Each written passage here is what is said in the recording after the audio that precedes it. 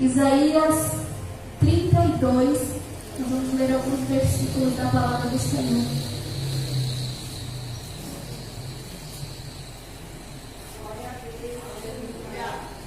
Número 9, versículo de número 9 diz assim: Levantai vós mulheres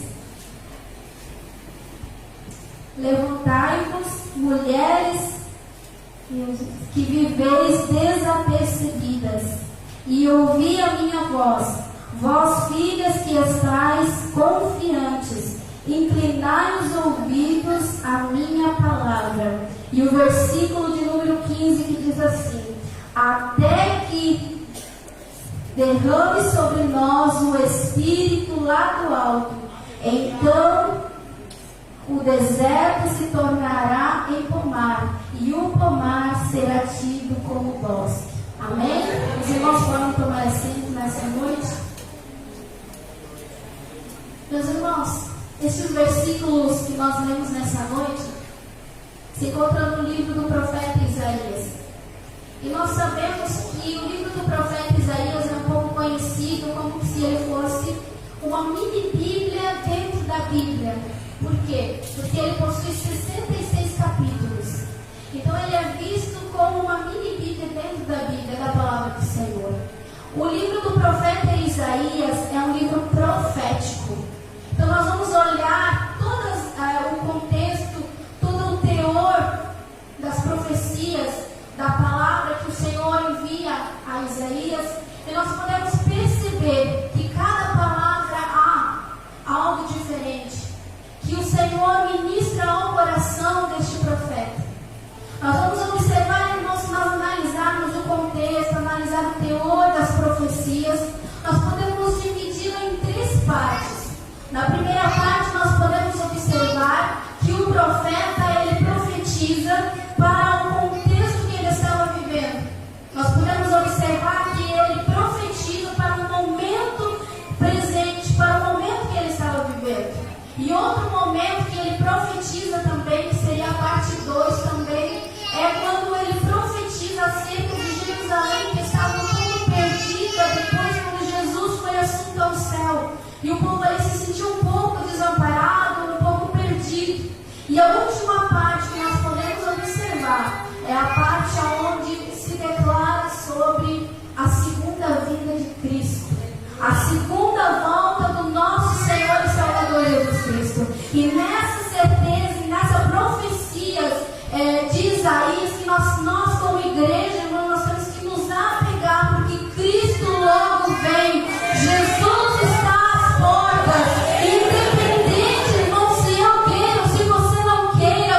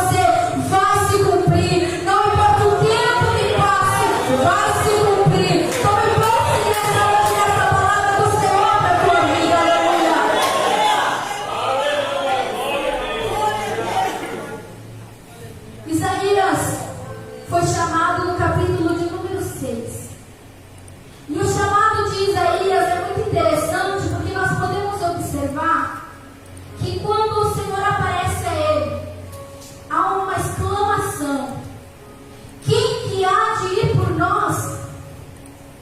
Quem que poderá ir por nós? E a palavra do Senhor diz que Isaías, ao ouvir isso, imediatamente ele diz: envia-me a mim. Pode me escolher, eu vou. Se há necessidade de ir, pode deixar comigo que eu vou.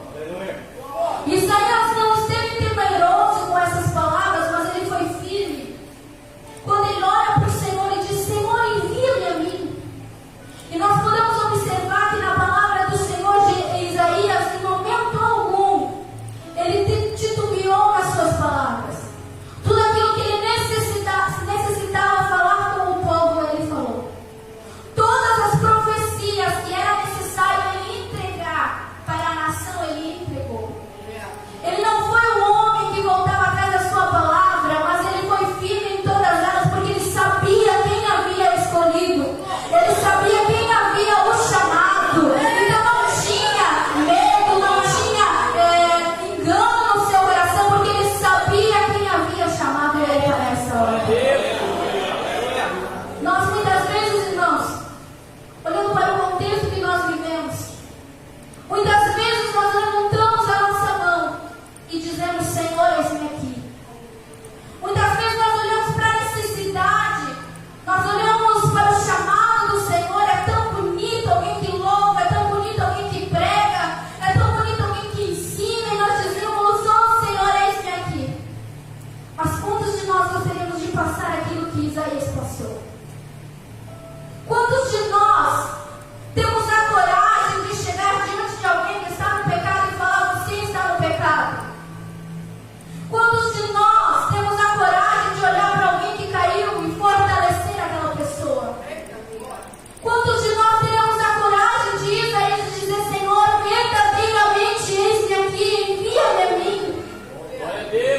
Porque é muito fácil nós observarmos as pessoas quando estão fazendo a obra do Senhor, quando elas já estão no auge, quando elas já estão firmes, fortalecidas. Mas e o processo? Quantos de nós queremos passar pelo processo? Quantos de nós queremos enfrentar muitas vezes até aquilo que a gente não queria falar e nós temos que falar? Isaías se colocou na presença do Senhor e disse: Senhor, eis-me aqui, envia-me a mim. No contexto que nós lemos nessa noite, no capítulo de número 32, o povo estava longe dos caminhos do Senhor. O povo estava afastado, havia uma briga muito grande por poder político, e o povo, muitos tinham afastado da sua fé. Muitos já não queriam mais a presença do Senhor. Isaías veio para profetizar, para que eles se arrependessem e voltassem aos caminhos do Senhor. Mas a palavra do Senhor sempre vai nos mostrar que o povo de Israel, um tempo servia e no outro tempo abandonava a sua fé. E no contexto do capítulo de número 32 que nós lemos aqui nessa noite, o povo de Israel estava nesse momento. Quando nós observamos, o povo ele estava ali à beira de um ataque da Síria. E quando este povo da Síria ameaça de invadir a Israel, nós vamos observar que alguns daqueles povos temeram, pensaram: agora é o nosso fim, agora nós vamos perecer, e o que nós vamos fazer? E aí muitos desistem e decidem voltar para o Egito. Nós vamos buscar abrigo no Egito, nós vamos buscar refúgio no Egito, nós vamos buscar a proteção no Egito.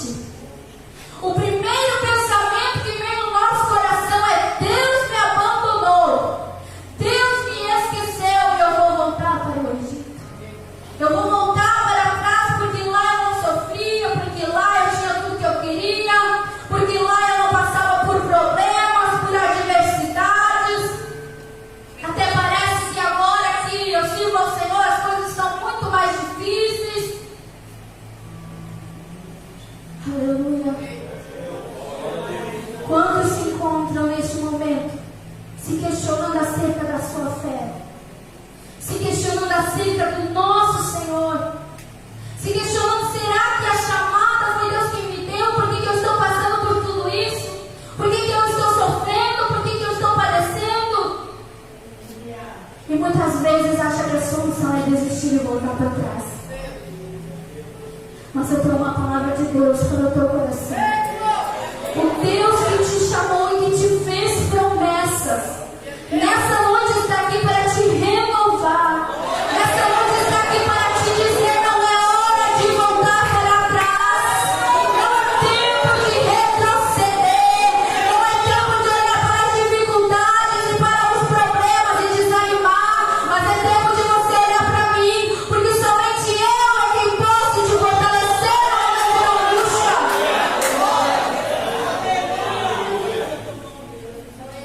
Quando Isaías fala essas palavras que nós lemos, levantem-se mulheres que estão enfraquecidas, que estão sentadas, que estão quietas, se levantem, é justamente por isso. Porque muitos já haviam voltado, muitos diziam: não vou ficar aqui, eu vou voltar para o Egito. E aí ele vê essas mulheres e ele diz: olha, agora é o tempo de vocês clamarem. Agora é o momento de vocês buscarem a presença do Senhor. Agora é o tempo e o momento de vocês se levantarem e tomarem uma posição. Porque agora vocês se alegram, agora vocês cantam, agora vocês cultuam, agora tudo vai bem, mas haverá um momento, chegará um determinado momento em que o pranto será instaurado. O templo já não será mais aberto para louvores e adoração.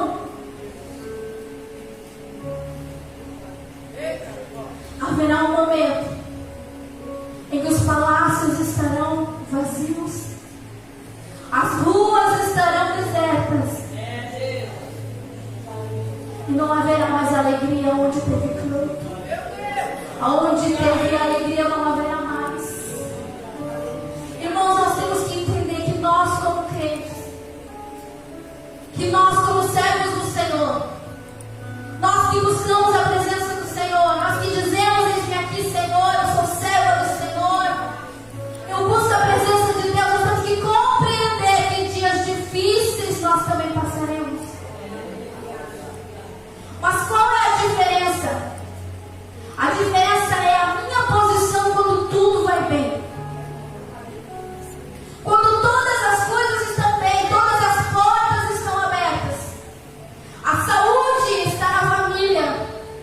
A alegria está no casamento. Os filhos estão crescendo bem. Mas e quando chega a adversidade? E quando chega o problema? E quando chegar nos dias maus, o que você vai fazer? O que nós tomamos de posição na presença do Senhor? Diante da adversidade. A mesma posição que nós tomamos, irmãos, quando tudo vai bem. Que nós nos prostramos, adoramos a presença do Senhor. Que nós buscamos a face do Senhor. Nos alegramos uns com os outros. Buscamos, intercedemos, fazemos jejum, fazemos orações. É a mesma posição que nós temos que ter no momento da adversidade. Só que nós muitas vezes, irmãos, como seres humanos, no momento da dificuldade, no momento do problema, é aí que nós desanimamos. É aí que nós pensamos em desistir, que nós pensamos em parar e que nós achamos que o Senhor não está conosco. Nessa noite é uma palavra direcionada ao teu coração e ao meu coração. Porque nós estamos vivendo num contexto, irmãos, de dias muito difíceis. E tem muitas pessoas falando que haverá tempos muito piores, que as coisas daqui para frente é realmente assim. Mas nós temos uma esperança viva dentro de nós. Nós temos uma esperança viva dentro de nós, que dias melhores virão. Que dias melhores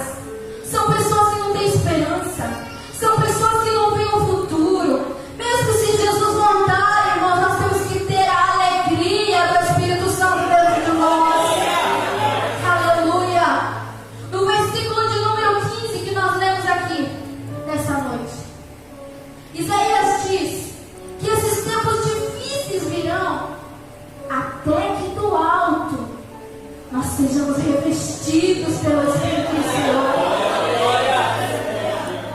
Dias difíceis vêm, mas até que nós venhamos ser cheios do Espírito Santo.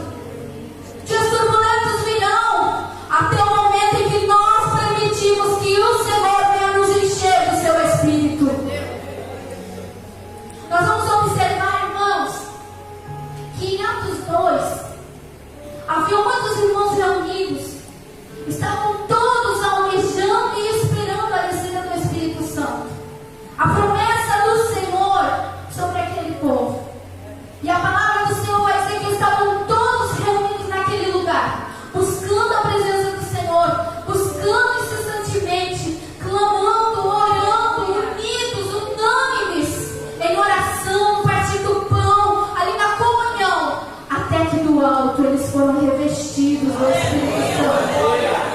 Até que do alto, diz a palavra do Senhor, que veio um vento veemente e impetuoso sobre aquele lugar e invadiu todo aquele ambiente. E todos que estavam ali foram batizados com línguas estranhas. Todos que estavam ali foram cheios do Espírito Santo. Eu creio que nessa noite o Senhor tem preparado este momento, tem preparado esta palavra e tem preparado a mim e a você para te dizer que se você quiser, nessa noite o Espírito Santo do Senhor pode te encher. Que nessa noite o Espírito Santo do Senhor pode nessa noite te batizar com o Espírito Santo, pode te encher nessa noite. Aleluia. Nós vamos ver em Atos 2,17, diz a palavra do Senhor, que nos últimos dias, diz o Senhor, eu derramarei do meu Espírito sobre toda a carne. Os vossos filhos e as vossas filhas profetizarão. Os vossos jovens terão visões e os vossos velhos sonharão. Só que se nós observarmos a descida do Espírito Santo, ela já veio em Atos 2. Mas essa promessa não era de Atos 2. Esta promessa, aonde o Senhor derramará do seu Espírito Santo sobre toda a carne, aonde os filhos e as filhas profetizarão, aonde os jovens terão visões e aonde os velhos sonharão, é para o nosso tempo. Há muitos que dizem, e olha aqui, o tempo de Atos 2 não é para nós. Que o batismo com o Espírito Santo não é para o nosso tempo. Que falar em línguas estranhas era somente para o tempo ali de Atos 2, para os discípulos, para o selamento, onde ali eles passariam a pregar o Evangelho, onde ali abriam a porta para que o Senhor pudesse alcançar vidas para o seu reino. Irmãos, eu não creio assim. Eu creio que se nós nos achegarmos ao Senhor e pedir o Espírito Santo, o Senhor pode nos batizar. Se nós chegarmos na presença do Senhor e dizer, Senhor, eu almejo ser batizado com o Espírito Santo, Deus pode te batizar. O Senhor pode te encher do seu Espírito Santo. Eu me lembro que quando eu era nova ainda, tinha uns 12 anos, nós não tínhamos muita condição e eu queria muito ser batizada com o Espírito Santo. E quando eu fui batizada com o Espírito Santo, eu congregava na quadrangular. E o que eu fazia? Na madrugada tinha um programa evangélico que o nome era Lança-Chamas. E ali tocava louvores a noite toda. E aí parava para os anúncios e voltava o louvor. Eu dobrava o meu joelho. Enquanto eu tocava o louvor, eu pedia. Eu orava. Eu me colocava na presença do Senhor. Eu quero o Espírito Santo. Senhor, eu quero o batismo com o Espírito Santo. Quando vinham as propagandas, eu parava. Eu glorificava. E quando voltava o louvor, eu voltava a clamar. Eu voltava a pedir o Espírito Santo. E numa terça-feira, num culto de oração, no quadrangular de Concórdia, o Senhor me batizou com o Espírito Santo, quietinha no meu banco, batizada com o Espírito Santo do Senhor. Se nós, irmãos, ensinarmos os nossos jovens, se nós ensinarmos os nossos adolescentes, as nossas crianças a buscarem o Espírito Santo, porque era assim, eu creio que foi assim com muitos dos irmãos que estão aqui presentes. O meu esposo não se investia para buscar o Espírito Santo.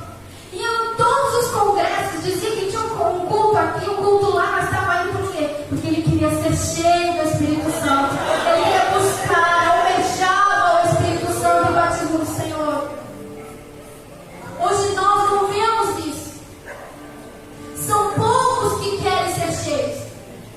São poucos que querem receber o batismo com o Espírito Santo. Muitos por vergonha, outros por medo. Eu vou me constranger, não sei o que vai acontecer. Não há alegria melhor do que nós sermos cheios do Espírito Santo. Não há alegria maior do que nós podemos nos alegrar falando em línguas estranhas, adorando o nome do Senhor. Mas eu comecei a pular tudo mesmo. Mas eu comecei a rodopiar, irmão. Rodopia mesmo. Mas adore ao Senhor e permita que o Espírito Santo do Senhor te encha.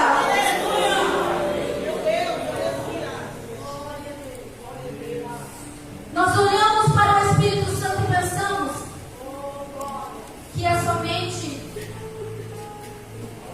para nós falarmos em outras línguas, para nós nos alegrarmos. Mas o Espírito Santo, ele é quem nos convence do pecado. O Espírito Santo é aquele que garante a nossa salvação. O Espírito Santo é aquele que nos ensina. E o Espírito Santo é quem nos faz produzir os frutos do Espírito Santo. Sem o Espírito Santo, irmãos, eu não sei onde ele pode chegar. Porque até Jesus falou que nas nossas orações